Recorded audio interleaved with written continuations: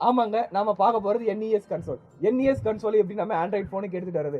ஏன் NES console எடுத்துட்டு வரணும்னு கேட்கறேன்னா, நிறைய பேருக்கு இன்னமும் சூப்பர் மேரியோ, லோட் ரன்னர், கும்பு இந்த போல நிறைய கேம்ஸை அவங்களோட ஆண்ட்ராய்ட் போன்ல விளையாடணும்னு ரொம்பவே ஏக்கம் இருந்துகிட்டே இருக்குதுங்க.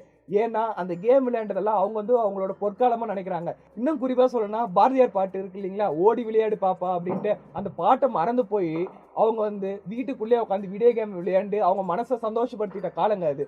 அப்பேற்பட்ட NES கேமை நம்ம ஆண்ட்ராய்டுக்குள்ள கொண்டு வரணும்னா அதுக்கும் எமுலேட்டர்ஸ் இருக்குதுங்க. நீங்க உங்களோட ஆண்ட்ராய்ட் பிளே ஸ்டோருக்குள்ள போனீங்கன்னா எமுலேட்டர் சர்ச் பண்ணுங்க. அங்க நிறைய எமுலேட்டர்ஸ் இருக்கு. உங்களுக்கு எது பிடிச்சிருக்கோ அந்த எமுலேட்டரை டவுன்லோட் பண்ணுங்க. நான் வந்து இங்க ஜான் NES எமுலேட்டர் அப்படின்னு ஒன்று டவுன்லோட் பண்றேன். இங்க டவுன்லோட் பண்ணதுக்கு அப்புறம் என்னன்னு கேட்டீங்கன்னா, நீங்க மறுபடியும் உங்க கூகுளுக்கு போங்க. NES ரோம்ஸ் அப்படின்னு தேடினீங்கன்னா நிறையவே கேம்ஸ் கிடைக்குதுங்க. இன்னும் குறிப்பா சொல்லணும்னா நம்ம விளையாண்ட மாதிரி 64-in-1 இருக்கட்டும், இல்ல 119-in-1 இருக்கட்டும், இல்ல 59-in-1 இருக்கட்டும், எல்லா டைப் ஆஃப் கேம்ஸுமே உங்களுக்கு கிடைக்குது. நீங்க அதுல ஏதாவது ஒரு டவுன்லோட் பண்ணி உங்களோட போன் மெமரியில வச்சுக்கிட்டீங்கன்னா போதும். அதுக்கப்புறம் நீங்க உங்க ஆப் ஓபன் பண்ணுங்க. ஆப் ஓபன் பண்ணீங்கன்னா ஆட்டோமேட்டிக்கா அதுவே ஃபர்ஸ்ட் டைம் மட்டும் சர்ச் ஆகும். சர்ச் ஆனதுக்கு அப்புறம் உங்களுக்கு வந்து நீங்க என்னென்ன கேம்ஸ் வச்சிருக்கீங்களோ எல்லாமே லிஸ்டா காட்டுங்க.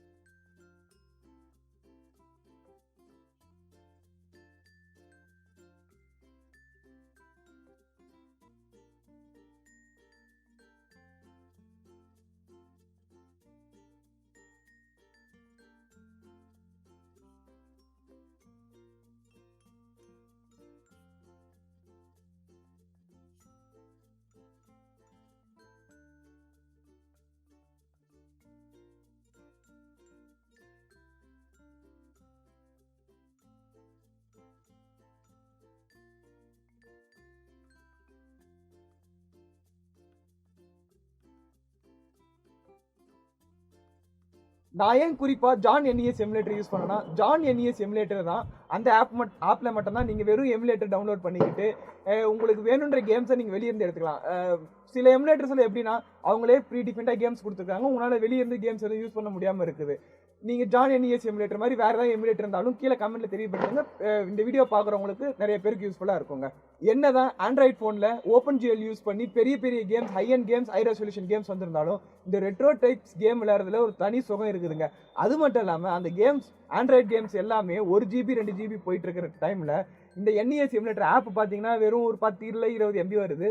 நீங்க அது மட்டும் இல்லாம அதுக்கு தேவைப்படுற கேம்ஸ் எல்லாமே நீங்க 1000 கேம்ஸ் வச்சுக்கிட்டாலுமே வெறும் 32 MB தாங்க வருது. ஸோ இந்த எமுலேட்டர்ஸ் யூஸ் பண்ணி நீங்க உங்களோட கேமிங் எக்ஸ்பீரியன்ஸை இப்போ நீங்க ஆண்ட்ராய்ட் போன்லேயே மாத்திக்கிறதுக்கு ட்ரை பண்ணுங்க.